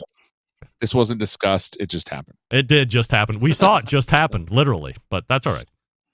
And I'd like to thank you, Greg, for the promotion. Sure. So I would say no, as much as that hurts my guts, because I really want it to do well. I just think the barbecue is full of very full of hipsters, but not to take away from SCA, because what Brett is doing is very special. He's out there all the time, face to face, remembers who I am, what I'm doing. Really, really cool. And they deserve every single bit of success, and everyone's just kind of in that mode, and I think that's what's going to do it. And people are just not going to give that give it its due. And because there's a lot of different barbecue, competition, bodies, and I think that I don't know. I think it's just not going to take hold as much as I would love it to happen. You think more people are just dumping on it to dump on it? Is this what we've talked about 100%. before, where people are just hating on it to hate on it? Absolutely, just to hate on it. That's all it is. It's a really cool concept. It's really, really awesome, and it's sad that it's going to fall by the wayside because people in barbecue are savages. So 100% yes or 100% no? 100% no. All right. Rusty weighing in. We go to the longest running embedded correspondent in Texas, Doug Scheiding. 100% yes or 100% no, the KCBS steak competition will be a success. 100% yes. There are too many KCBS companies out there. Wow. Really? Damn straight. All right. I don't want to dig into the minutia here, but is it a terrible follow-up question for me to ask? Uh-oh. In your, yeah, you know what? It is 100% a bad follow-up question. I'm not going to do that. Oh, okay. All right. Yeah. I'm for the non-grill marks, so I'm all for the KCBS steak. We'll dig into the minutia next month. Sear Revolution, Rusty. That's right. John, 100% yes or 100% no, the new KCBS steak competition will be a success. Unfortunately, 100% no. No? Very unfortunate. Right. We'll dig into that next month, of course. For me, 100% yes or 100% no. No. And I'm not going to say unfortunately. I'm just giving you a straight no, and then we will dig into it next month. Also, I mean, we're just going off of where we're at present day, and certainly I would like to see some of these things get going and get feedback and all this other stuff. Rusty, have they had one yet that you're aware of? They've had testers, but they haven't had a full-on competition yet. All right, so I'd like to see, how many people are participating. I get it from a high level. And, all right, I'm going to digress here because I don't want to get into the stuff that we'll talk about next month. All right, let's try another one in the 100% Assurity picks. 100% yes or 100% no, KCBS will allow gas grills in their barbecue competition. Rusty. I think they stick with no, and that's 100% no. I think they're going to stick with their original. I think they should, too. I think it's fine. It's okay. I'm okay with it. Doug, 100% yes or 100% no, KCBS will allow gas grills at their barbecue competition. Yes, and I think they should. All right. We go to John, 100% yes or 100% no. KCBS will allow gas grills in their barbecue competitions. 100% yes. I'm going with yes. Wow. Hey, a drowning person will grab the tip of a sword to save themselves. Haha, I've heard that before. 100% yes or 100% no. To me, KCBS will allow gas grills in their barbecue competitions. 100% fucking no. Never. They will never do that. You are literally asking the KCBS to go against their prime directive. It is in their vision. It is in their mission statement. If they allowed gas grills, I'm not talking about the steak competition. That's a whole different situation. Barbecue competition. There is no way ever, unless literally the world will end the next minute that they change this, that they will allow gas cookers into their barbecue competitions. It will fly in the face of everything. Doug, what are you talking about here? You think this is? You think cash money talks? No. They're going to have to reinvigorate the number of people in barbecue competitions, and that's one way to do it. I don't see it happening. Again, I go back to what is printed in the visions and the missions and what they're always talking about, and it does not include barbecue cookers. Do I care? No. Do I think any cooker should be allowed to be used in any barbecue competition? Sure. For the exact same reason that Doug said. It would allow people to get out of any type of perceived barrier to entry. You can bring whatever you have, and more people can come in, more revenue generation, obviously, for whoever's putting that competition on. Makes total sense. I just don't think it's ever going to happen. All right, one more, and then we will start digging into the Barbecue Central Show Guest Hall of Fame stuff. 100% yes or 100% no. You have, and if not, will you try it? Smoked cream cheese, Rusty. I would absolutely try. Hell yeah, it'd be super delicious. But you haven't tried it. I haven't, but it sounds awesome. Will that make it on the Rusty Monson food trailer thing? Oh, hell, maybe. Actually, you never know. You never know. If I love it and it goes in something well and it improves one of my dishes, I would absolutely do it. 100% yes or 100% no. Have you tried smoked cream cheese, Doug? Yes, I have. And I've done it a second time, actually. And it was even better the second time. Hold on a second here. Look who's dropping in here this evening, all the way from Kent State University. It's Maddie Rempe right there. Cream cheese is gross, she said. Look at that. She's watching from college. That warms the very subcockle region of my heart to know that my daughter is actually watching her day. She must miss me for something. So, what can I tell you? Now, look at this. Also coming in from Kent, 100% yes from Sophie Farito. So she's down with smoked cream cheese. I see people weighing in all over the place here. Nice to know we're getting a little run over in Kent State here this evening here, guys. So that's at least 2 more new listeners than we would usually have. John, 100% yes or 100% no. Have you tried smoked cream cheese? 100% no. And that's all I got to say about that. For me, 100% yes or 100% no. Have I tried smoked cream cheese? No. And again, as I had mentioned to Brian in the... no, I won't. No, I won't. You know why? Because as I had mentioned to Brian in the first hour when he was helping me through the Bebenroth Wi-Fi issues, I just won't ever think about it. I cannot sit here and fathom a time talking to you guys where I could sit here and say, I know I can commit to trying this and evaluating it. As soon as the show ends, the only next time I will think about it is when I'm listening back to this portion on Thursday in the podcast so I can hear how we're all talking.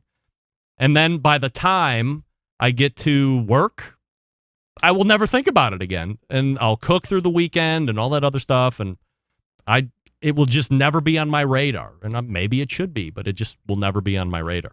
If you want to jump in, folks, on the, what is that thing called, John? Clubhouse. Raise your hands. Also, Maddie and Megan, Sophie, I'm sure you kids are all adept at this Clubhouse thing. Just jump in and away you go. Oh, here we go. Let's see. 100% yes. Brian, you were 100% yes on the cream cheese, right? I'm a 100% yes, and I definitely think you need to try it at least once. All right. I will try. Is that really going to happen? Again, I don't know if I'm going to think about it. All right, I'll keep an eye out for you guys. Now, let's get down to the task at hand here. We're looking at just over 5.5 minutes here to get going before we roll over into the next segment and then before we get through the break. Oh, where's my list? Hold on. I have it right here. No, I don't. Recent. There we go. Okay. Now we've come to the point of the show where we will start talking about and making recommendations for the 2021 Barbecue Central Show Guest Hall of Fame. Some you may be surprised. Some you may not recognize. Some you be like, oh, he was the best. I totally forgot about him or her. And here we go. Starting out in no particular order, the longest running embedded correspondent from Texas, Doug Scheiding. Doug, give me your list. Okay. Have we ever inducted a posthumously person into the Hall of Fame, into the Barbecue Central Hall of Fame? For those that aren't familiar, Doug's asking if we've ever inducted a dead person into the Barbecue Hall of Fame. It's posthumously too, by the way, but I mean, I'm not. I know. Thank you. I always get it wrong. Thank you. Yeah. Thank you. Well, let's see. Is there a dead person? I don't think so. The best shot would be 2018, which was the inaugural class. And I don't think, John, are you scanning through that at the moment? I'm about to, but let me run through there too. I don't want to speak out of school. I am, and there is none.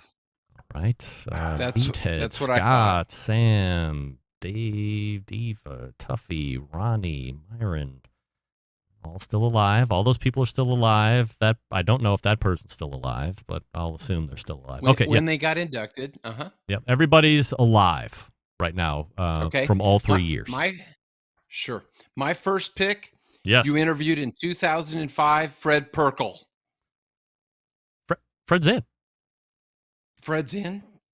Inaugural class, I think, right? Oh, well, then that's why I asked. Wait. Okay, hold on. No, I wait don't a think. damn minute. Let me Fred Perkle. No Fred Perkle. What? Shotgun Fred, right there. 2 under Adam Perry Lang, who's since been suspended. Yes, we have done. We have done it. Now, I don't remember. I don't remember what year he passed away, but I believe it had to have been longer than 2012. Okay. So, yes, we have done posthumously Shotgun Fred, and he's the only one. Shotgun Fred is Fred Perkle, so just in case you didn't know the nickname. So, all right. There you go. A corollary to that is Bob Trudneck. I nominate Bob Trudneck. All right. Next. Okay. The next, Tim McKeska. Tim McKeska. All right. Next. Just on this year. Robert Moss of Southern Living. All right. Robert Moss. Good list so far. Keep going. Okay. I am I'm going to go with Joe Davidson. Joe Don Davidson. Oklahoma Joe. Oklahoma Joe. All right. Rounding out your 5.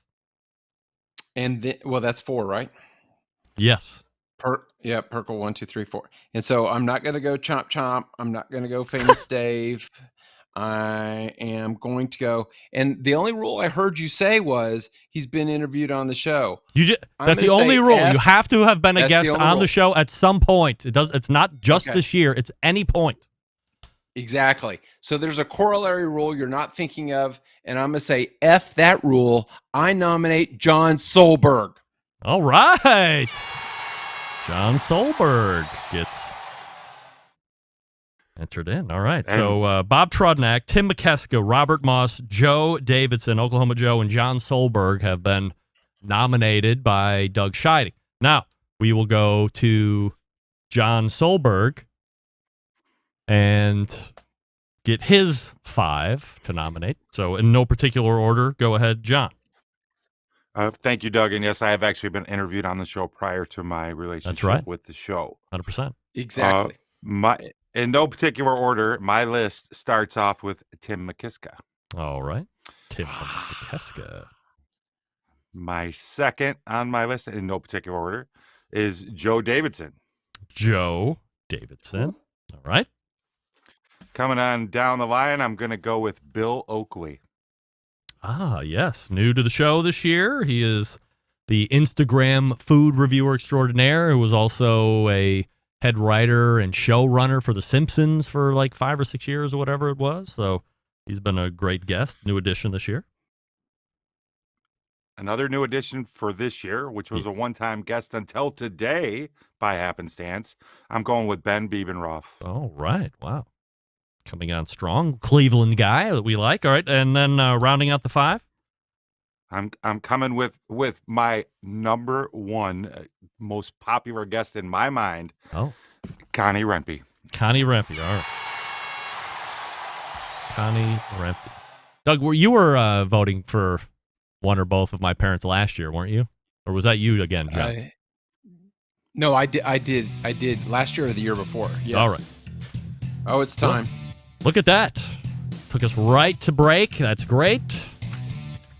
So, you guys hang out just for a second, and I'll talk quickly about Pits and Spits. We love them since 1983. Handcrafting smokers and grills in Houston, Texas. And in that time, establishing itself as one of the premier brands in high-quality offset smokers and more recently pellet cookers. Pits and Spits setting itself apart by using heavy 7 and 10 gauge steel in every cooker, a fully welded construction that you can feel when you use the unit, 304 stainless roll top lid, front shelf on every single smoker. So why does it matter? Well, by using high-quality materials, Pits and Spits smokers reach and maintain temperatures, allowing you to worry more about the meat than the heat. By providing a fully welded smoker, you don't have to worry about grease or smoke leaking out of the barrel or that grill rattling apart as you move it through the backyard. And by using 304 stainless, you're getting an heirloom quality product that you can pass down to your kids. Now, where some companies focus on being the low-cost provider, Pits and Spits focuses on craftsmanship, quality materials.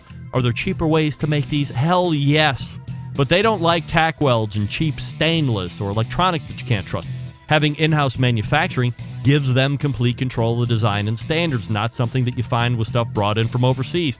Their steel suppliers supply material to be used in some of the harshest environments around, so they'll perform in any and all conditions. And the controller's made right here in the States, and they have unimpeded transparency into the program. Pits and Spits sold through a dealer network across the country, but if there isn't one close to you, call Coy in the shop at 844-650-6250.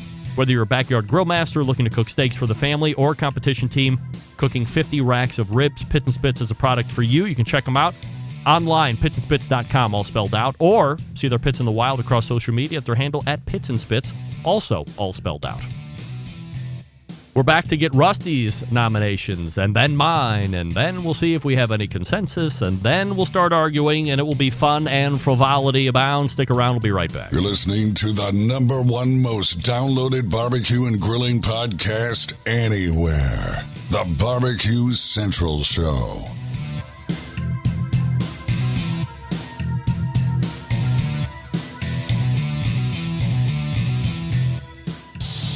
Celebrating over 10 years of prolific and unparalleled live fire barbecue and grilling talk.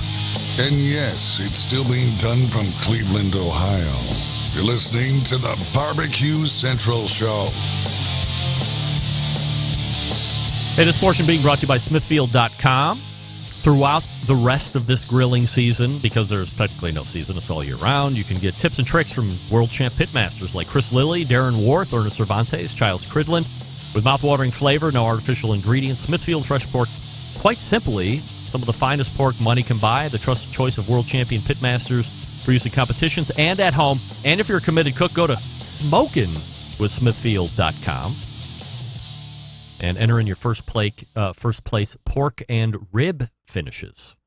Otherwise, for all of the recipes and so forth, Smithfield.com. All right, guys, we are back at it. Rusty is going to give us his name. By the way, on a couple names, we're on the cusp of a quorum already that will get us at least one, potentially two Hall of Famers right off the rip here. So, Rusty, have at it in no particular order. This was not planned, by the way.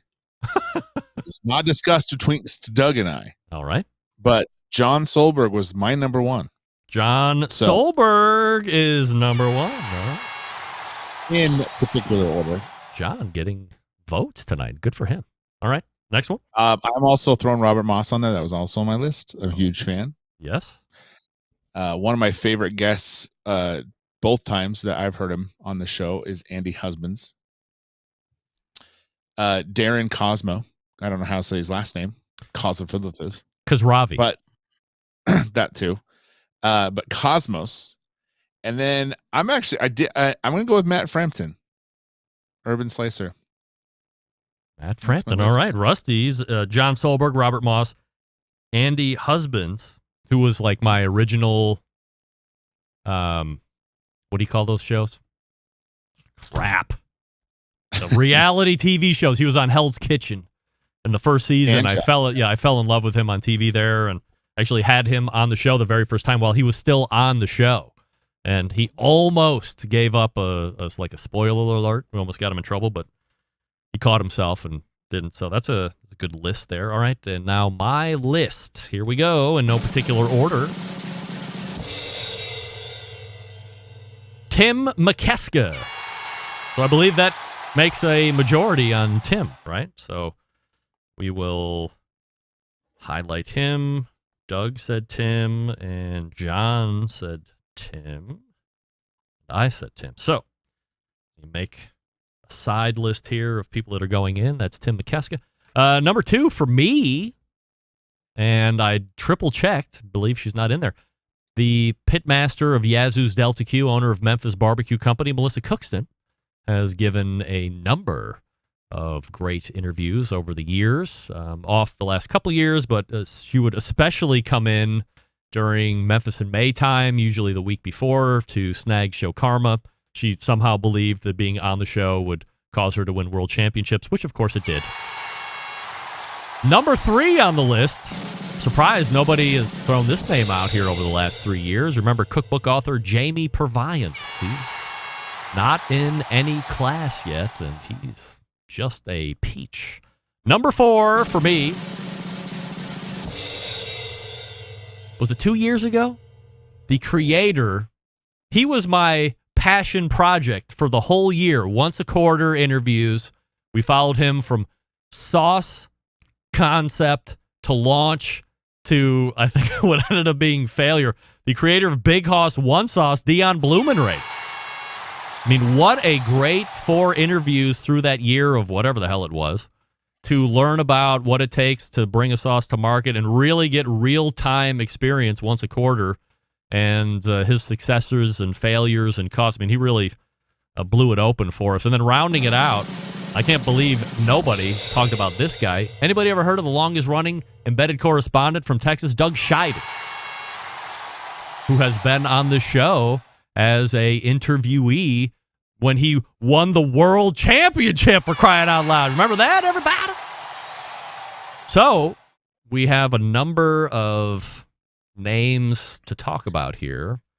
And I think for the first time in many years, I'm going to be easily swayed on a nom. There's some really good ones. Anybody in Clubhouse, if you want to jump in on some of the names that we mentioned, you can weigh in. It will not affect our thoughts, of course, but we're happy to bring you up and get your take. So Tim McKeska is in. He's number 1. We have 4 other ones to talk about. So I will now go back around the room. We'll start with Rusty. If you want to remake an argument for anybody in particular, and we will decide that person is good enough to go in, or you'll have to strike them out, and we will continue to go around each individual list until we have a class. Rusty, have at it. I'm going to say, John, I think has to go in, and I like Doug. I'm going to go with you with that one. I want to put Doug on my list, obviously. I just didn't want to, be too crazy and go, let's just put all of the oldies season. So that, Doug, I apologize, but I'm adding you now. So are you taking somebody off? Because typically what we do now is argue somebody that's on your list. You're taking somebody off. All right, Matt's off. Doug Scheiding is on my list. Doug is. Cosmo needs to go on just because he's so much fun to listen to. All right. Andy Husband's like same thing. I don't know, just love listening to his interviews and the way that dude talks, and he's just cool to listen to. I love anytime he's on there. And Robert Moss, of course, barbecue, man. Like the history of barbecue. Just think about for a half a second what it took to write that book, and what he does for barbecue in general, and having him on the show is super, super cool to see too. And that's my list. That's my argument. But yeah, you got it now.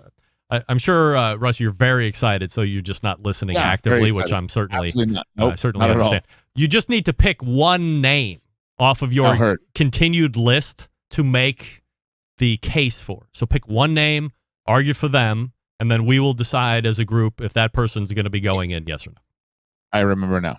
Okay. John Solberg is mine. Number 1 with a bullet with the all right stuff that he does for you. John Solberg. All right.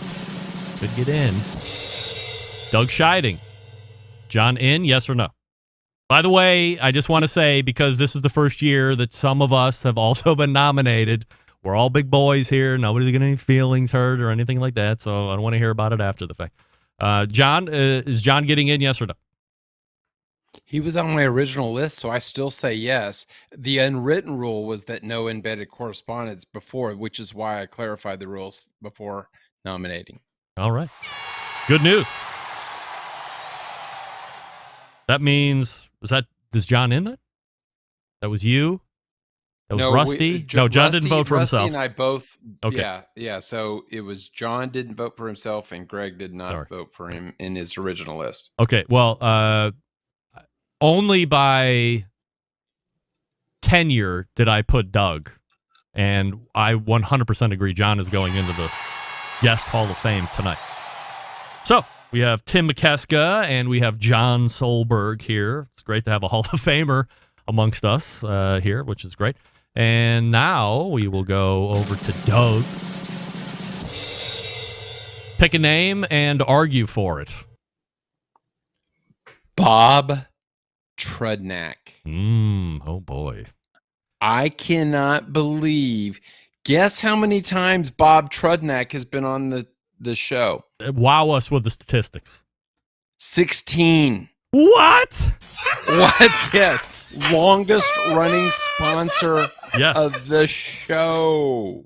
16 times? Two best ofs. 16 times. I looked it up today. Holy crap. I can't believe anybody, even in the rest of the Hall of Fame that we've nominated over the tens and 2 decades that we've nominated people, have been in longer than Bob, have been on the show more than Bob Trudnak. And longest running sponsor of the show, continues, and he is a quality guest. Every time he comes on the show, it's interesting to listen to, and I'm always excited to hear him. 2 best ofs. Wow. Doug is 100% a salesman and building value. We go to the board of decision makers. John, yes or no on Bob Trudnak? Yes. Whoa. Hard sold. Right. So that's 1 for Bob, and John is now saying Bob. So that's 2, and we go over to Rusty. You know what? I'm going to go out on a limb. Rusty, I don't think you've ever heard of Bob Trudnak, correct? Barbecue guru, jackhole. Ah, thank you. All right. Sorry. Rusty, are you hard sold on Doug's pitch? Yeah, 100%. That's great. I mean, I didn't know he was on it that much. And both of the points that he made are extremely persuasive. And then I'm a hard yes. All right. Bob Trudnak is in. Tim McKeska, John Solberg. Bob Trudnak is in. And now we will go over to John Solberg. Pick a name, and we will see if you can argue well. And Doug has set a high bar this evening. Congratulations on Doug. That was strong. He has, and I'm a little bit off my game because of what just happened here. But we'll get into that later. Hard sell. I'm gonna die on this hill. Oklahoma Joe Davidson. Mm-hmm. Only one time on the show. Icon in the industry, which we know is not part of this equation. But when he came on that show and he started talking, I've heard this name forever. I don't know what this guy is. He's got the gas station barbecue. It's Oklahoma Joe. It's like, but when he walked in and sat down, he was the coolest, calmest, most comprehensive, engaging, well-spoken, professional guest that could have ever been on the show ever. And I was like, I didn't want that interview to end. I just want to keep going. I can't wait till he comes back. I hope he comes back. That guy is a rock star in the industry, and he's a rock star as a guest on this show. So I hope that you guys could take that into consideration. All right. John, bringing a solid pitch himself. We go to Rusty for first yes or no as we revisit the board for Hall of Fame guests. Yes or no, Rusty? I never heard the interview, and I don't know if I could say yes just based off. I can't say yes. Right? No from Rusty. We go to Doug Scheiding. Yes or no on Oklahoma Joe? Absolutely. He was on my original list, so I'm still saying yes to Oklahoma Joe.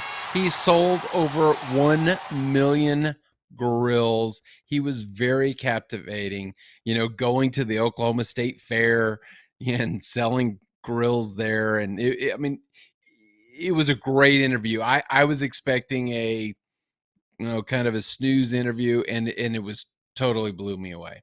So he's on my original list. I'm still saying yes. All right. That brings it to me, I guess. Damn it. I did think about him. But I also came up with 5 others on a list. I came up with a whole bunch of other. He is on my secondary list here. Go ahead, Rusty. Is he the Slaughterhouse-5 guy? He was part of the Slaughterhouse-5, yes. Him, Jeff Staney, and yeah. Staney. Right. Okay. Way cool. Okay, that might change my vote because I love that. I love that team. That's awesome. In the end, I believe that John has made completely valid points. I was captivated. I was completely enthralled. There was at least 45 minutes more of an interview that I would have liked to done with him and pulled more stuff out of him just because I know he would have shared it. So I agree. I'm with you, John. It's Oklahoma Joe. Tim McKeska, John Solberg, Bob Trudnak, Oklahoma Joe, and we got one left that I got to make. I got to make a case for. I'm pushing all of my chips in on Doug. World champion, accessible, willing to give his opinion, has been on the show outside of the embedded correspondence to be just a regular interviewer outside of when he won the world championship. Also a man of business within the industry, also a top-line cook, obviously outside of the competition scene, has given more tidbits, insider scoops that nobody knows about that I just casually reference as a quality source than anybody can. Way more times than Bob Trudnak has been on this show. That's how many tidbits I've gotten from Doug. I can't think of anybody more qualified than Doug to join John Solberg and the rest of the crew here in 2021. But that's my pitch, so we'll go. Doug, I'm going to leave you for last, of course. John, yes or no on Doug? 100% yes. I just want to throw in here, Doug was always there back in the day before there was ECs. He was even feeding you information, sending you news clippings. He's had a lot more to do behind the scenes, and he's always been a great guest. 100%. And yeah, I'm 100% behind that. That means Rusty is kind of bringing the hammer, but if not, Doug votes for his own fate here, which is going to be weirdly uncomfortable. Rusty, yes or no on Doug? Newspaper clippings? What? Do you do that while you watch your programs, Doug? I'm confused. His soaps, eating bricks of cream cheese and saltines. Take pictures of them and email them to him. But anyway. Right.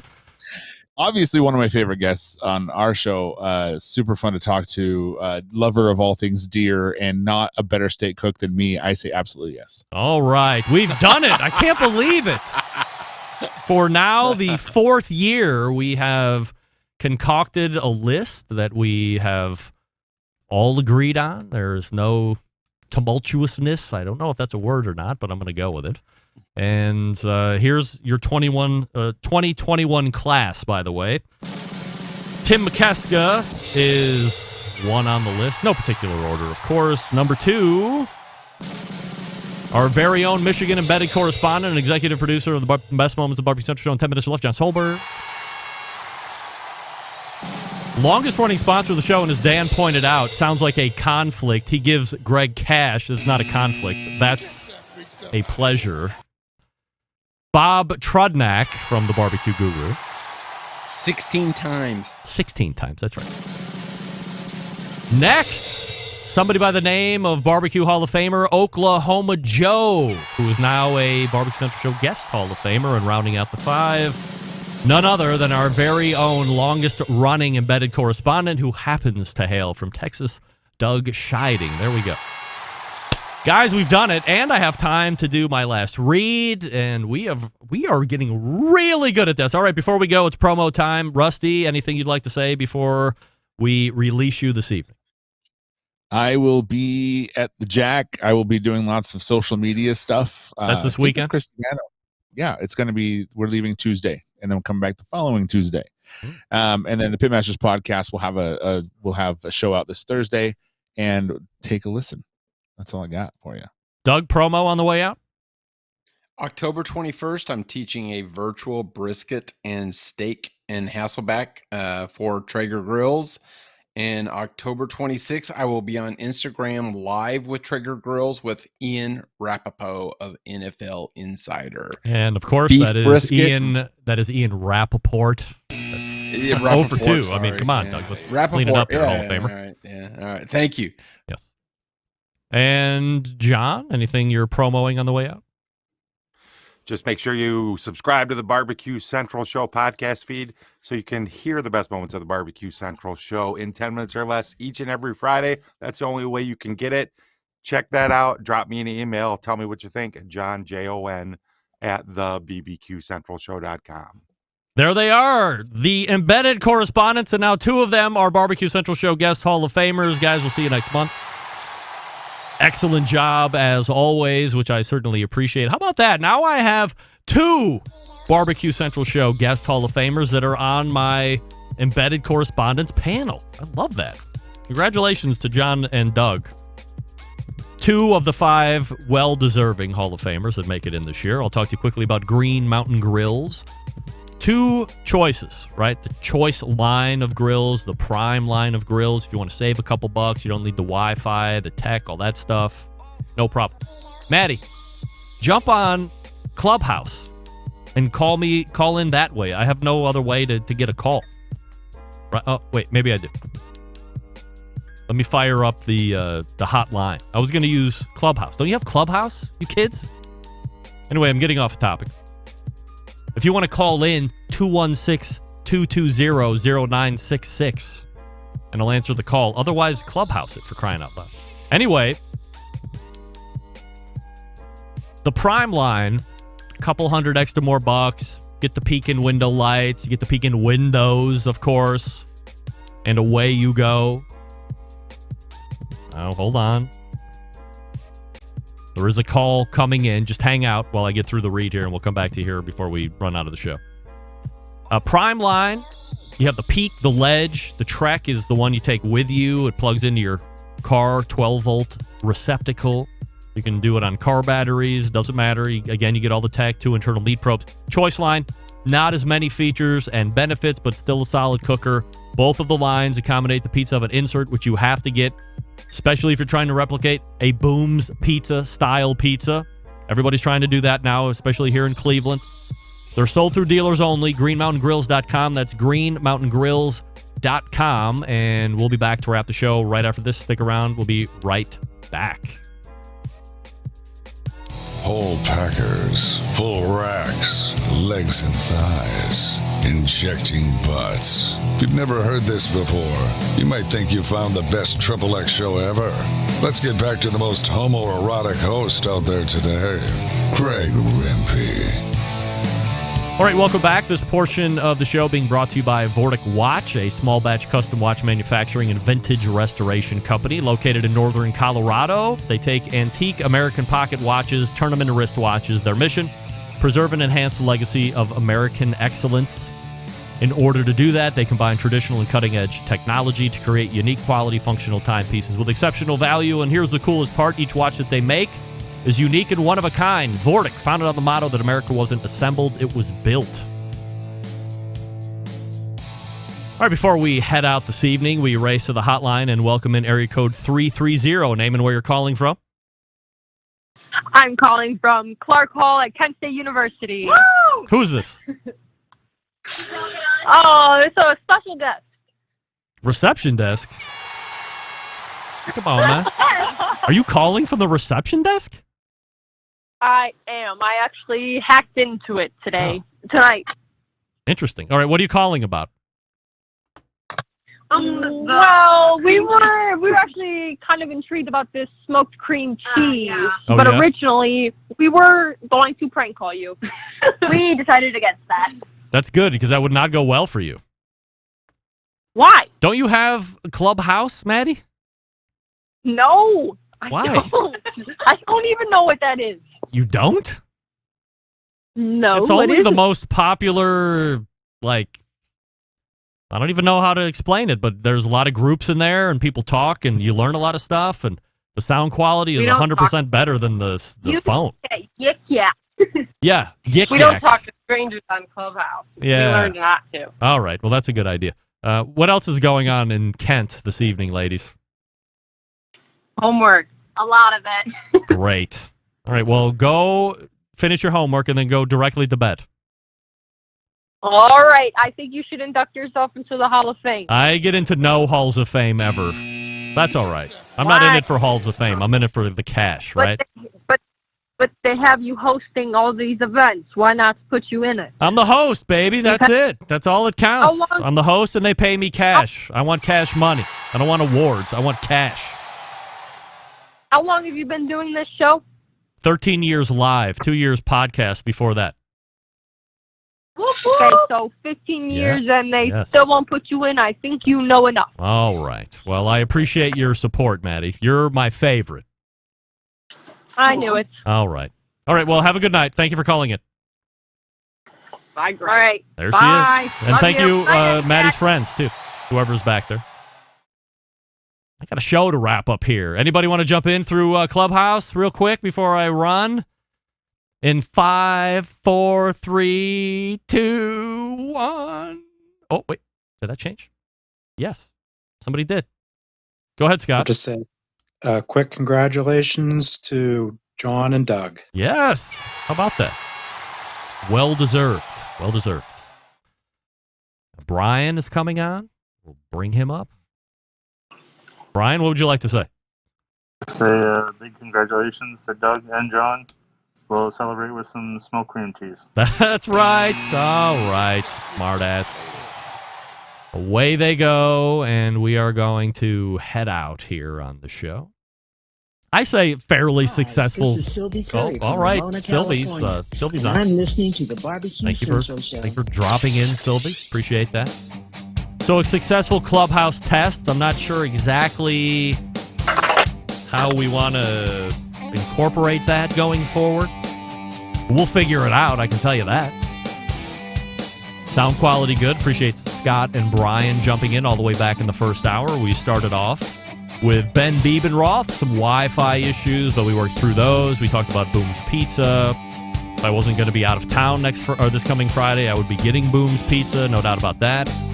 And then we had a regular visit with Derrick Riches. We talked a lot about internet business and dealing with Google and Amazon and the pitfalls in doing so. Basically saying that if you're not in it for the long haul, don't get in it for the short haul. And then in the second hour, we had the Embedded Correspondent segment. We did the 100% Assurity picks on the KCBS steak competition, and if KCBS will allow gas grills at their barbecue competitions, and also smoked cream cheese. And then we got to the business at hand, putting in a 2021 Barbecue Central Show Guest Hall of Fame class. Tim McKeska is in. John Solberg, Michigan Embedded Correspondent of this show, is in. Bob Trudnak from the Barbecue Guru and also longest-running sponsor of the show is in. Oklahoma Joe Davidson is in. And rounding it out, none other than the longest-running Embedded Correspondent, Doug Scheiding. Congratulations to everybody in. This will now start the 5-week run of getting those people in to talk about how this momentous occasion has changed their life. I can only imagine. Big show playing for you next week. We have Sam the Cooking Guy will be back in, and Malcolm Reed, maybe also a Mark Williams sighting. He might have been on my list as well, but that'll be next year. How do I always leave you? September 11th, 2001. I will never forget until next Tuesday at 9 p.m. Eastern. This is your program host and proud U.S. American, Greg Rempe. Good night now!